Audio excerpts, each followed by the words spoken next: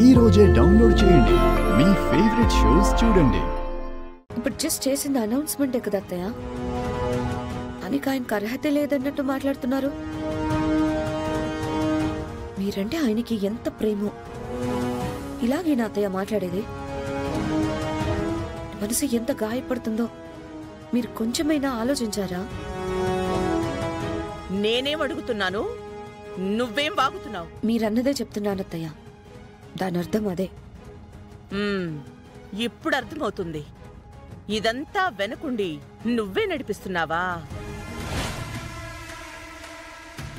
వాడంతట వాడు నాకు చెప్పకుండా ఏ పని చెయ్యడని నాకు బాగా తెలుసు.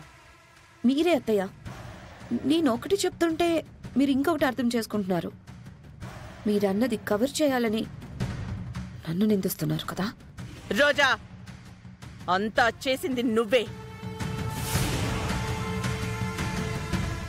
నువ్వెంత కవర్ చేసినా నేను నమ్మను. ఇప్పుడు ఏంటత్తయ్య, మీ అబ్బాయికి సీఈఓగా ఉండే క్యాపబిలిటీ లేదనంటారా? బిజినెస్లని కాపాడాలని నేను చెప్తేనే సార్ చేశారని మీరు అనుకుంటున్నారా? ఇక్కడ కాపాడడం కనబడలేదు.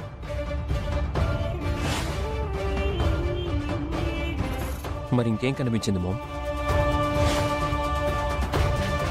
నీ సామ్రాజ్యాన్ని నేను దోచుకునే వాళ్ళ కనిపిస్తున్నానా? అరుణ్, ఏం మాట్లాడుతున్నావురా?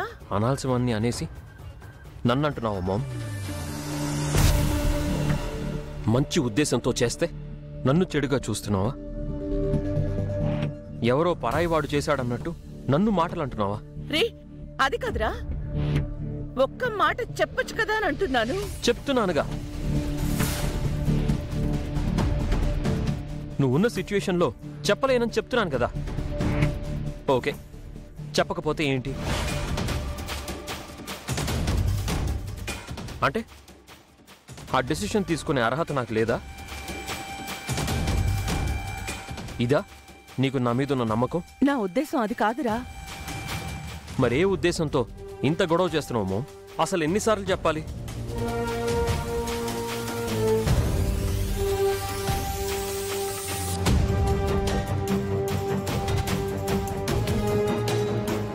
ఇలా నీకు తెలుస్తుంది, ఇలానే రియాక్ట్ అవుతావని ఎక్స్పెక్ట్ చేశాను రమా. మీ ఇద్దరి మధ్య ఇలానే నిప్పు అంటించాలని ఫిక్స్ అయ్యాను. బాగా అంటుకుంది. ఈ రోజా ప్లాన్ సక్సెస్. అరుణ్, నువ్వు పొరపాటు పడుతున్నావు. నేనలా అనలేదు. నువ్వు అన్నది ఎవరికైనా చెప్దాం మామ్, ఏమంటారో నువ్వే విను. అరే, వాయుపుత్ర ఎయిర్లైన్స్ ని చూసుకునేది నేను. నెక్స్ట్ మీ తర్వాత టోటల్ బిజినెస్ కి వారసుని నేను. ఇంత చిన్న విషయానికి ఇంత ఇష్యూ చేయాలా? నన్ను అప్రిషియేట్ చేయాల్సింది పోయి అనుమానంగా చూస్తావా? నీ నుండి ఇది నేను అస్సలు ఎక్స్పెక్ట్ చేయలేదు మామ్, అస్సలు ఎక్స్పెక్ట్ చేయలేదు. అరుణ్, ఇంకా ఆపుతావా? నువ్వు చేసే బిజినెస్ వేరు, ఇది వేరు. ఇందులో కూడా ఎక్స్పీరియన్స్ లేకుండా టేకప్ చేయకూడదు కదా. అవును, మరి అంత తెలియకుండా ఉన్నాను నేను. ఇంకా నీ చేయి పట్టుకొని నడవడానికి నేనేమన్నా చిన్నపిల్లన్నా? నువ్విలా అంటుంటే నన్ను ఇన్సల్ట్ చేసినట్టుగా ఉంది మామ్. నిజంగా చెప్తున్నాను, really I'm hurt. Arun, Arun,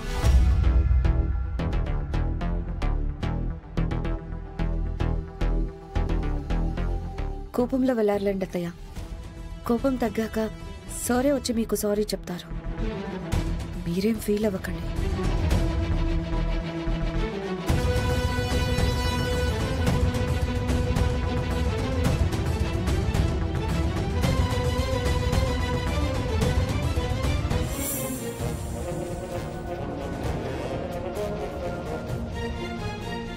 అయ్యగారు ఆ గదిలో ఉన్నారు.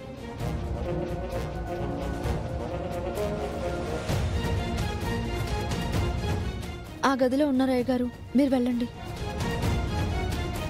సరే చామంతి, నువ్వు ఇక్కడే ఉండమ్మా. సరే అయ్యగారు.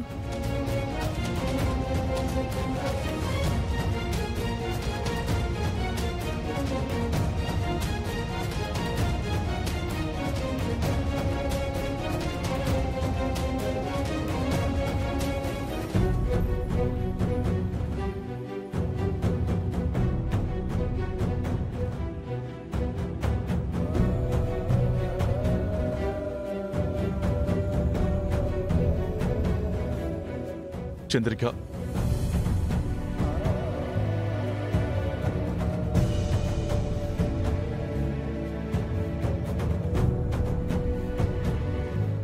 ఏమండి ఏమండి మీరు బానే ఉన్నారు కదా?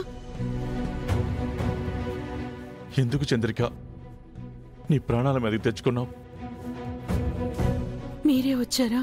ఎవరూ లేర్లే చంద్రిక, చామంతి ఒక్కతే బయటుంది. గుళ్ళో జరిగిందంతా చామంతి నాకు చెప్పింది. నా గురించి వదిలేయండి. మీరు క్షేమంగానే ఉన్నారు కదా? నేను క్షేమంగానే ఉన్నాను. నా కోసం నువ్వు సంకల్ప దీక్ష చేశావు. సరే, ఆ రమ కొరడాతో కొడుతుంటే రక్తం ఎందుకు చిందించావు? మానవత్వం లేకుండా రమ నీ మీద అంత అమానుషంగా ప్రవర్తిస్తుంటే ఎందుకు సహించావు చంద్రిక? నిన్నొక మనిషిలా చూడని దాన్ని ఎందుకు ఊరుకున్నావు?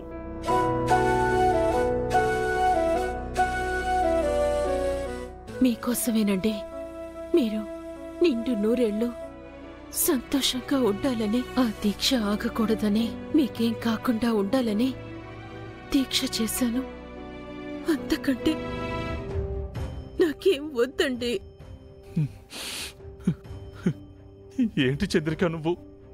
చిటికెడు పసుపు కుంకుమల కోసం నీ జీవితాంతం ఇలాగే త్యాగం చేస్తూ ఉంటావా? ఆడదానికి కావాల్సింది ఆ సౌభాగ్యమే కదండి. ఏ జన్మలో ఏం పాపం చేశానో ఆ రమాకు భర్తనయ్యాను. మరి ఏ జన్మలో ఏం పుణ్యం చేసుకున్నానో నీ మెళ్ళో తాళి కట్టాను. కానీ జీవితాంతం నిన్ను ఏడిపిస్తూనే ఉన్నాను. నువ్వేమో త్యాగాలు చేస్తూ మమ్మల్ని సంతోషపెడుతూనే ఉన్నావు. ఇప్పుడు నా ప్రాణాలను నిలబెట్టడం కోసం నీ ప్రాణాల మీదకి తెచ్చుకున్నావు. చాలు చంద్రిక, ఈ త్యాగం చాలు. ఈ త్యాగాలు చాలు.